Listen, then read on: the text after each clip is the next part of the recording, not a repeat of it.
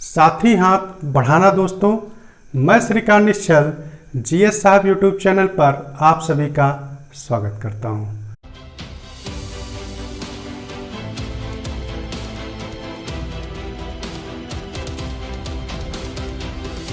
दोस्तों, आज के वीडियो में हम ब्रह्मपुत्र नदी के ही अपवाह तंत्र के अंतर्गत उसकी कुछ अन्य प्रमुख सहायक नदियों की चर्चा करेंगे, जिसमें दिबांग, तिस्ता एवं संकुश आती हैं। चलिए दोस्तों, इसको शुरू करते हैं। दोस्तों, ये देखिए भारत के उत्तर पूर्वी भाग का हिस्सा यहाँ पर मैं बना रखा हूँ।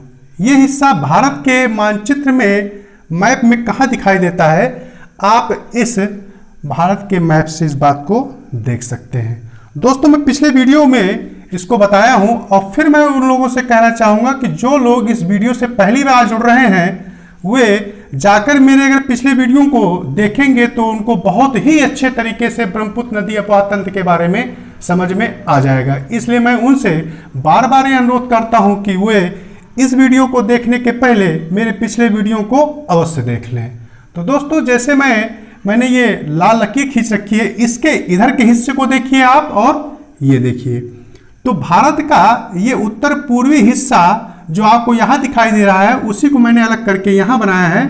और इसका बनाने का कारण ये है कि आपको पता है कि ब्रह्मपुत्र नदी अपवाह तंत्र इसी एरिया में भारत से निकलती है। और वो कैसे, ये आपने पिछले वीडियो से भी देख रखा है। फिर हम उस बात को यहाँ पर देखते हैं थोड़ा सा। ये देखिए मैंने बना रखा है, ये कैलाश श्रेणी है आपकी। ये क्या है? कैलाश श्रेणी है। और ये आपका चेमा युंगडुंग ग्लेशियर है। यहीं से ये नदी ब्रह्मपुत्र ऐसे निकलते हुए और यहाँ से नामचा बरुआ से भारत में के अरुणाचल प्रदेश में प्रवेश करती है। वहाँ से भारत के असोम से होते हुए बांग्लादेश से निकलते और अंतिम रूप से बंगाल की खाड़ी में समाहित हो जाती है। यहाँ पर आकर समाहित हो जाती है। मैंने बहुत ही अच्छे तरीके से इस बात को अपने पिछले वीडियो में बता रखा है। ठीक है दोस्तों, तो ये यहां से कैलाश श्रेणी से लेकर बंगाल की खाड़ी में ब्रह्मपुत्र नदी के मिलने के दौरान इससे कई प्रमुख सहायक नदियां आकर मिलती हैं। मैंने पिछले वीडियो में लोहित की चर्चा की थी। यहां पर दोस्तों एक बात और आपको ध्यान देने लायक है कि हमने आपको लोहित नदी और दिबांग को हमने पूर्वी अरुणाचल प्रदेश का एक जिला है पूर्वी सियांग जिला। दोस्तों, वहां पर मौजूद है पासीघाट, जो कि आप देखेंगे कि असम के तिनसुकिया डिस्ट्रिक्ट से बिल्कुल सटा हुआ है। तो वहां पर मैंने आपको दिखाया है कि लोहित नदी और दिबांग नदी आकर क्या है, दिहांग से मिलती है, जो सियांग भी कहलाती है, और वहां से इसका नाम ब्रह्मपुत्र पड़ता है। और दोस्तों, एक और स्थान है तिनसुकिया का सादिया शहर, तिनसुकिया का सादिया शहर। वहां पर भी आप देखेंगे तो बहुत जगह आपको देखने को मिलेगा कि लोहित नदी और दिबांग नदी आकर वहां मिलती है ब्रह्मपुत्र से, और वहां से वह आगे जो है ब्रह्मपुत्र के रूप में जानी जाती है, असम में पूरे एरिया को निकलते हुए चली जाती है। तो दोस्तों, जिस प्रकार से क्वेश्चन होगा आप उस प्रकार से आंसर देना है। दोनों बातें सही हैं, पासीघाट भी सही है और देखा जाए तो सादिया भी सही है। जैसे आपका ऑप्शन रहेगा उसी प्रकार से आप उसका जवाब देंगे। तो इस बात को आप ध्यान से अपने दिमाग में बैठा लिखिए। ठीक है दोस्तों, तो यहां पर हम देखते हैं कि ये एरिया आप देखिए, ये मैं इसको पिछले भी मैप में बना रखा हूं। ये आप देखिए, ये इस हिस्से को आप छोड़ दिए, ये आपका है नेपाल, और ये जो हिस्सा है ये आपका क्या है, तिब्बत, जो कि चीन के अधीन है। ये है तिब्बत, और ये किसके, चीन। और दोस्तों, इसके हम जब नीचे यहां पे आ जाए, ये क्या है, भारत। ठीक है दोस्तों, ये हिस्सा तिब्बत या चीन और ये हिस्सा भारत। पूरी बातें यहां पर आपकी हो रही हैं, बराबर हो रही हैं, आपके दिमाग में बिल्कुल बैठ जाना चाहिए बातें। और दोस्तों, ये आप देखिए, ये हिस्सा, ये आपका क्या है, सिक्किम। ये हिस्सा है भारत का सिक्किम दोस्तों।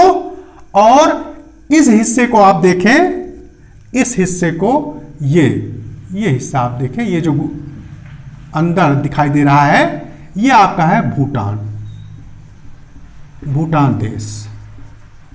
यहां पे देखें इस बड़े मैप में, ये देखिए आपको दिख रहा होगा, ये है सिक्किम और यहीं पे ये बगल में ये है आपका भूटान। तो आज जो मैं 3 नदियों की चर्चा कर रहा हूं, दिबांग, तिस्ता और संकोश, वो आपके देखा जाए तो इन्हीं 3 जगहों से आपको देखने को मिलेगा। एक कहां पर, तिब्बत से, और दूसरा आप देखेंगे भूटान से, और तीसरा आप देखेंगे सिक्किम राज्य से। जैसे आप यहां देखिए, मैं आपकी बात करूं दिबांग की, दिबांग नदी आपकी कहां से, तिब्बत से निकल रही है, ठीक है दोस्तों। और आप देखेंगे संकोश नदी, संकोश नदी ये आपकी भूटान से, और नेक्स्ट तिस्ता नदी, तिस्ता नदी ये आपके सिक्किम राज्य से, सिक्किम राज्य से। तो इन तीनों की चर्चाएं हम यहां पर कर रहे हैं। ये एरिया क्या है, तिब्बत है, ये भूटान है, और ये भारत का सिक्किम है। ये हो गया तिब्बत, ये देखिए ये भूटान देश है, और यहां पर भारत का क्या है, सिक्किम। इन 3 जगहों की यहां पर मौजूद है। इन्हीं 3 जगहों से दिबांग तिब्बत से निकल रही है, संकोश उत्तरी भूटान से निकल रही है, तिस्ता नदी भारत के सिक्किम से निकल रही है। इसी चीज की हम यहां पर चर्चा कर रहे हैं दोस्तों। तो आप देखिए यहां पर कि किस प्रकार से दिबांग नदी भारत में आ रही है। यहां पर ये एरिया आपका है तिब्बत, और ये जो दर्रा है ये है केया दर्रा, केया दर्रा। केया दर्रे से यह नदी निकलते हुए आगे बढ़ती है और भारत के ऊपरी दिबांग घाटी से, जो कि दिबांग नदी के ही नाम पर अरुणाचल प्रदेश में ऊपरी दिबांग घाटी और निचली दिबांग घाटी 2 जिले मौजूद हैं, जो कि दिबांग नदी के ही नाम पर जाने जाते हैं दोस्तों। तो यहां पर दिबांग घाटी, ऊपरी दिबांग घाटी मौजूद है। वहां से यह मिसमी की पहाड़ी के बीच से बहुत तेजी से नीचे उतरते हुए, और ये एरिया मान लीजिए ये आपका क्या है, यहां पर मैं आपको दिखा दे रहा हूं, ये आपका एरिया है तिनसुकिया, तिनसुकिया, ये एरिया आपका है तिनसुकिया। और तिनसुकिया की ये जगह है आपका देखा जाए सादिया, सादिया, और ये कहां मौजूद है, आसोम में, आसोम में। तो ये नदी जो आपकी दिबांग नदी है, दिबांग नदी है, यह नदी देखा जाए तो तिब्बत में स्थित केया दर्रे के पास से निकलते हुए मिसमी पहाड़ी के, अरुणाचल प्रदेश में स्थित मिसमी पहाड़ी के बीच से निकलते हुए बहुत तेजी ढाल के साथ आती है, और तिनसुकिया जिले में स्थित सादिया के पास ब्रह्मपुत्र नदी से मिलती है दोस्तों। ये एरिया देखिए, ये तिनसुकिया है, बगल में ही आपको पूर्वी सियांग है जहां पर पासीघाट स्थित है। तो दोस्तों कंफ्यूज बिल्कुल मत होइएगा, पासीघाट में भी कहीं का आपको दिखाई देगा कि वहां पर लोहित और दिबांग आके मिल रही, वहां से ब्रह्मपुत्र नदी के नाम से जानी जाती है। कहीं कहीं ऑप्शन में आपको सादिया दिया रहेगा, तो दोनों हो सकते हैं, और दोनों पे आपकी जी निगाहें हर समय होनी चाहिए। जिस प्रकार से क्वेश्चन हो उसी प्रकार से हमको जवाब देना है, दोनों बातें गलत बिल्कुल नहीं है, ठीक है दोस्तों। तो ये आप यहां पर देख रहे हैं किस प्रकार से दिबांग घाटी जो है तिनसुकिया में स्थित सादिया के पास आकर ब्रह्मपुत्र नदी से मिलती है, और ये सादिया कहां है, आसोम में स्थित है दोस्तों, ठीक है दोस्तों। यहां से हम आगे बढ़ते हैं, तो आप एक स्थिति को और देखना स्टार्ट कीजिए कि ये एरिया, ये आपका भूटान है, और भूटान से, उत्तरी भूटान से एक नदी ऐसे चलती है, असम और अरुणाचल प्रदेश की सीमाओं को बनाते हुए, और साथ में बांग्लादेश और भारत की सीमा को बनाते हुए यहां पर असम में ही आकर ब्रह्मपुत्र नदी से मिल जाती है। इस नदी का नाम है संकोश, कौन सी नदी है? संकोश नदी। ठीक है दोस्तों, कहां से निकल रही है? भूटान से, और यह अरुणाचल प्रदेश और असम की सीमा बनाने के साथ साथ बांग्लादेश और भारत की सीमा को भी बनाते हुए आकर असम राज्य में ब्रह्मपुत्र से मिलती है। एक नदी और आपको मैंने चर्चा की है, भारत में बहने वाली तीस्ता नदी। तो दोस्तों तीस्ता नदी देखिए, ये क्या है? सिक्किम, यहां से यह नदी चलती है और यहां से चलते हुए यहां पर जेमू ग्लेशियर है, वहां पर नितानू झील है, वहां से चलते हुए ऐसे आगे बढ़ती है और भारत के पश्चिम बंगाल राज्य से आगे निकलकर बांग्लादेश में प्रवेश करती है। और इस एरिया में जो कि ब्रह्मपुत्र जो है बांग्लादेश में जमुना जानी जाती है, तो बांग्लादेश में जाकर जमुना से यह मिल जाती है। यह नदी है आपकी कौन सी? तीस्ता नदी। तो इस मैप में, इस स्ट्रक्चर में आपने दिबांग और संकोश और तीस्ता को छोटे रूप में देखा। अब दोस्तों अपने दिमाग में यह बात बनाए रखिए यहां पर। अब मैं इसी को आपको हटाकर अलग से बताऊंगा, आप उस बात को भी और अच्छे तरीके से समझ जाएंगे। तो फिर से देखिए दोस्तों, इसी बात को, इसी चीज को आप यहां पर देखना स्टार्ट कीजिए और अपने दिमाग में उन बातों को बैठाइए। देखिए दोस्तों, मान लीजिए एक जगह ये है दोस्तों, ठीक है, और इसको हम क्या मान लेते हैं? यह है आपका तिब्बत। ठीक है दोस्तों, यह आपका तिब्बत है और यहां पर यह जगह मौजूद है, यहीं पर केया दर्रा मौजूद है। ठीक है दोस्तों, और यह नदी मान लीजिए ब्रह्मपुत्र ऐसे ऐसे चलती चली आ रही है, ऐसे ऐसे और यहां पर समा जा रही। आपको अच्छी तरीके से यह दिख रहा होगा। ये मान लीजिए क्या है? ब्रह्मपुत्र रिवर है। ठीक है दोस्तों, तो यहां से आप देखिए कि ध्यान से कि आपकी नदी कौन सी चल रही है? ये नदी आपकी चल रही है यहां से दिबांग नदी, वैसे ऐसे आगे बढ़ते हुए, और ये एरिया मान लीजिए यहां पर ये पहुंचती है और ये एरिया है सादिया। ये एरिया क्या है? सादिया है। और जिला कौन सा है? ये किस जिले में है? वो है तिनसुकिया जिले में सादिया मौजूद है। और यह जो राज्य है, ये राज्य है असम। क्या है? असम राज्य में यह जाकर क्या है? ब्रह्मपुत्र नदी से मिल जाती है और यह नदी है आपकी दिबांग। ये नदी है आपकी दिबांग। दोस्तों आपने ध्यान से देखा इस चीज को कि तिब्बत में स्थित केया दर्रे से दिबांग नदी चलती है और अरुणाचल प्रदेश के ऊपरी दिबांग जिले से बहुत तेजी से मिसमी पहाड़ियों के मध्य से होते हुए तेजी ढाल के साथ आती है और सादिया के पास ब्रह्मपुत्र नदी से समा जाती है। सादिया भी हो सकता है ऑप्शन, और पासीघाट भी हो सकता है। आप बिल्कुल कंफ्यूज मत होइएगा। ठीक है दोस्तों, अब आप देखते हैं दूसरी नदी की स्थिति को। ये आपकी है, ये मान लीजिए आपका क्या है? भूटान। ये आपका एरिया है भूटान। इसको आप क्या कह दीजिए? भूटान। ये भूटान है और भूटान का ये उत्तरी भूटान से नदी चलती है आपकी संकोश नदी। यहां से मान लीजिए नदी चल रही है संकोश नदी, और यह अरुणाचल प्रदेश और आसाम की सीमा बनाने के साथ बांग्लादेश और भारत की भी सीमा बनाते हुए यहां पर मान लीजिए यह असम का एरिया है।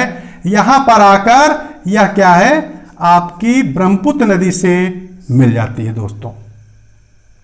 ठीक है दोस्तों, अब इस नदी की जो आपकी संकोश नदी है,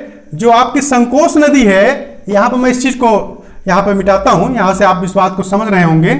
यहां पर इंपॉर्टेंट बात उठती है कि ये जो आपकी संकोश नदी है, इस नदी की 2-3 विशेषताएं हैं। आप इस चीज को जान लीजिए। पहली चीज है आपकी, भूटान में इस नदी का दूसरा नाम है भूटान में इस नदी को दूसरे नाम से जाना जाता है और वह है पूना तसांग छू। संकोस नदी को, जो संकोस नदी है, संकोस नदी, इसको भूटान में पूना तसांग छू के नाम से जाना जाता है और जबकि इसी नदी को भारत में दो नामों से जाना जा रहा है। और आपको पता है, एक नाम है आपका संकोस, एक नाम है संकोस और दूसरा जो नाम आपको दिखाई देता है वह नाम है गदाधर।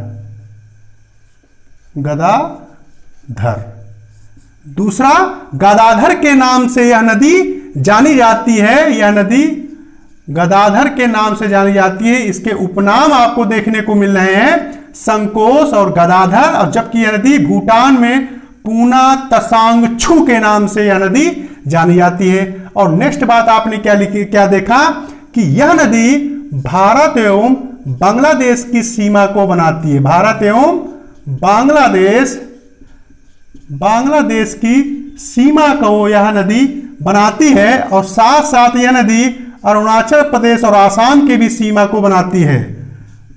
अरुणाचल प्रदेश और प्लस जो है आसोम की सीमा को भी यह नदी बनाती है। आपसे क्वेश्चन बिल्कुल सीधे सीधे पूछा जाएगा कि वह कौन सी नदी है जो कि बांग्लादेश और आसोम की सीमा का निर्धारण करती है, या वह कौन सी नदी है जो बांग्लादेश और भारत की सीमा को बनाती है। तो दोस्तों, आप संकोस नदी को भी मार सकते हैं और आपको एक अच्छी तरीके से याद है कि आपने पढ़ रखा है पिछले वीडियो में कि बराक नदी भी जो है वह बांग्लादेश और भारत की सीमा को बनाती है। भारत का जो है आसोम राज्य का कछर जिला है, जो है करीमगंज जिला है, जहां पर वह दो धाराओं में टूटती है, वो भी सीमा बनाते हुए आपको दिखाई देगी जो है। ठीक है दोस्तों, तो बिल्कुल हमारे दिमाग से यह बातें आपने हमारे दिमाग में बनी रहनी चाहिए। तो आपने संकोस नदी के बारे में देखा कि संकोस नदी भूटान से निकलते हुए यहां आसोम में आकर ब्रह्मपुत्र नदी से मिलती है। इस नदी को, संकोस नदी को भूटान में पूना तसांग छू और भारत में संकोस और गदाधर के नाम से जाना जाता है। यह नदी भारत एवं बांग्लादेश की सीमा बनाती है और साथ ही साथ यह नदी अरुणाचल प्रदेश और आसोम राज्य की भी सीमा बनाती है दोस्तों। तो मुझे उम्मीद है कि संकोस नदी आपको बेहतर तरीके से समझ में आ गया होगा। एक और आपकी जो है तीसरी नदी मैं आपको पढ़ाया हूं कि वो नदी आपको कहां से दिखाई दे रही है। अब हम उस स्थिति को भी देखते हैं जो मैंने आपको सिक्किम में दिखा रखा है। ठीक है दोस्तों, तो मान लीजिए ये आपकी नदी आप देखते चले आ रहे हैं, ये आपकी ब्रह्मपुत्र नदी आपकी निकल गई और मान लीजिए ये एरिया, ये ऐसे बना दीजिए,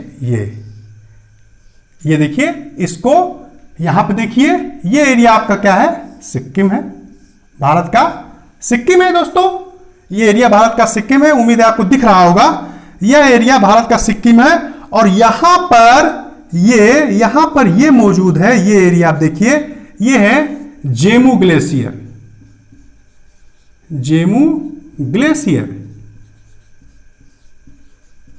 ये आपका मौजूद है जेमू ग्लेशियर। और वहां पर ही आगे बढ़ते हैं तो यहीं पर है नितानू झील। ये मान लीजिए ऐसे बना देता हूं, ये आपका है नितानू झील।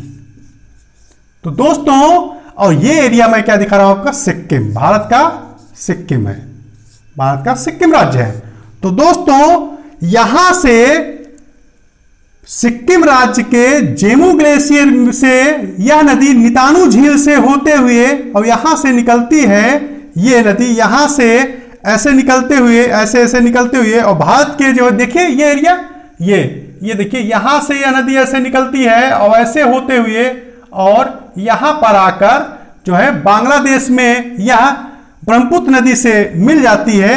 तो मान लीजिए जो है ये नदी यहां से निकलते हुए ये आगे बढ़ी और पश्चिम बंगाल राज्य को भारत में क्रॉस करते हुए बांग्लादेश में प्रवेश करती है और यहां से होते हुए इस एरिया पे जो बांग्लादेश का एरिया है, मान लीजिए ये एरिया आपका क्या है, बांग्लादेश है, बांग्लादेश है। और वहां पर आकर यह जो ब्रह्मपुत्र नदी, यहां ब्रह्मपुत्र बोली जाती है, आपको मालूम है कि वही नदी बांग्लादेश में जो है जमुना के नाम से जानी जाती है। उसी नदी को हम यहां क्या बोलते हैं, जमुना नदी बोलते हैं। और यह नदी आकर जमुना नदी से मिलती है दोस्तों। और ये नदी जो आप पढ़ रहे हैं, ये नदी आपकी तिस्ता नदी। तो आपने मोटे रूप में तिस्ता नदी के बारे में क्या देखा, इस नदी को, तो इसका उद्गम को आप देखेंगे तो इसका उद्गम कहां से हो रहा है, सिक्किम से। इसका उद्गम हो रहा है सिक्किम से। और सिक्किम में कौन सी जगह है, जेमू ग्लेशियर। और वहां पर नितानू झील से यह नदी आगे निकलती है। और आप देखते हैं इसका अंत कहां हो रहा है, इस नदी का अंत जो है बांग्लादेश में हो रहा है, बांग्लादेश में हो रहा है। और बांग्लादेश में किस जगह, कहां पर हो रहा है, ये जमुना नदी में आकर समा जा रही है। जमुना नदी में इस नदी का अंत हो रहा है। और दोस्तों बहुत ही अच्छा है क्वेश्चन, क्योंकि मैंने आपको बता रखा है कि इस नदी से जो है ये कहां से, पश्चिम बंगाल से आगे निकलती है। और दोस्तों पश्चिम बंगाल का एक प्रमुख शहर है जलपाईगुड़ी। दोस्तों बहुत ही अच्छा क्वेश्चन है ये, जलपाईगुड़ी जो शहर है पश्चिम बंगाल का, वो इसी नदी के किनारे स्थित है। या जलपाईगुड़ी शहर इसी नदी के किनारे, जलपाईगुड़ी शहर तिस्ता नदी के ही किनारे स्थित है। तो ये स्थित आपने बहुत ही अच्छे तरीके से तीनों नदियों को देखा। ये नदी आपकी तिस्ता नदी का उद्गम सिक्किम राज्य के जेमू ग्लेशियर के नितानू झील से होते हुए यह नदी निकलती है। और पश्चिम बंगाल में जलपाईगुड़ी जो है जिले से आगे निकलते हुए बांग्लादेश में प्रवेश कर और अंत में जमुना से मिल जाती है। यह नदी आपकी तिस्ता है। इसके पहले आप जो है और नदियों को आपने देखा जो है कि दिबांग नदी कैसे आ रही है, ठीक है दोस्तों। उसके बाद आपने संकोच नदी को बहुत अच्छे तरीके से पढ़ा। और यहां पे आपने देखा कि किस प्रकार से तिस्ता नदी जमुना में जाकर मिल रही है। मुझे उम्मीद है दोस्तों आज का वीडियो आपको बहुत ही बेहतर तरीके से समझ में आया होगा। और मैं इस आशा के साथ अपने नेक्स्ट वीडियो की तरफ अगली बार बढ़ूंगा कि आप इसको बहुत ही बेहतर तरीके से तैयार करेंगे। और मैं इस उम्मीद से, इस लक्ष्य के साथ पढ़ा रहा हूं कि आपका एक भी क्वेश्चन गलत नहीं होना चाहिए। अगर आपका एक भी क्वेश्चन गलत हो गया तो मेरा पढ़ाना और आपका पढ़ना व्यर्थ है। तो दोस्तों पूरी निगाह से, पूरी समझ से, पूरी सोच से आप मेरे इन वीडियो को देखते रहिए। पिछले वीडियो को बारी बारी से देखते रहिए। मेरे पढ़ाने का क्रम एक वीडियो दूसरे वीडियो से जुड़ा हुआ है। आप पिछले वीडियो को देखेंगे तो यह वीडियो आपको और भी बेहतर तरीके से समझ में आएगा। और दोस्तों मेरा लक्ष्य है, मैं बात कर रहा हूं कि मेरा लक्ष्य है कि मुझ पर आप विश्वास कीजिए और अपने अंदर जुनून को पैदा कीजिए। और यह निश्चित है कि सफलता आपके कदम चूमेगी। ये मेरा लक्ष्य शुरू से है और मैं इसी आशा के साथ आप सब लोगों को पढ़ा रहा हूं।